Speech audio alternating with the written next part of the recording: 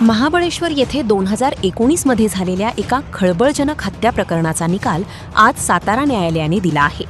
एका किरकोळ भांडणातून मित्राची निर्घृण हत्या करणाऱ्या आरोपीला न्यायालयाने 10 वर्षांच्या कारावासाची शिक्षा सुनावली आहे.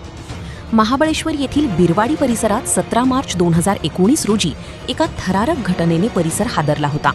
किरकोळ वादातून राजू गुलाबराव चव्हाण याने आपला मित्र प्रदीप भांबू कदम याची अत्यंत क्रूरपणे हत्या केली होती.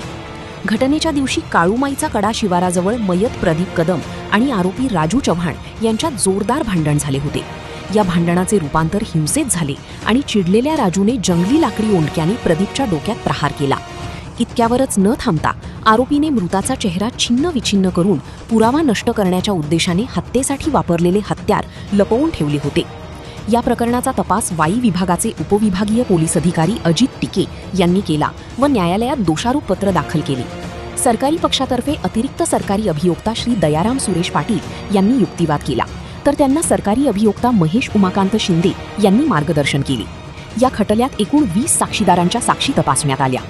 आज 7 मे 2026 रोजी वाईचे अतिरिक्त जिल्हा न्यायाधीश श्री डी.बी. माने यांनी परिस्थितीजन्य पुरावा आणि साक्षीदारांच्या आधारे आरोपी राजू चव्हाण याला दोषी ठरवत कलम 304 आणि 201 नुसार सक्षम कारावासाची शिक्षा ठोठावली असून या तपासामध्ये आणि आरोपीला शिक्षा मिळवून देण्यासाठी पोलीस उपविभागीय अधिकारी सुनील साळुंखे, पोलीस निरीक्षक बापूसाहेब सांडभोर, तपासी अधिकारी अजित टिके आणि पैरवी अंमलदार कीर्तिकुमार कदम यांच्यासह पोलीस अभियोग कक्षाच्या पथकाने मोलाची कामगिरी बजावली.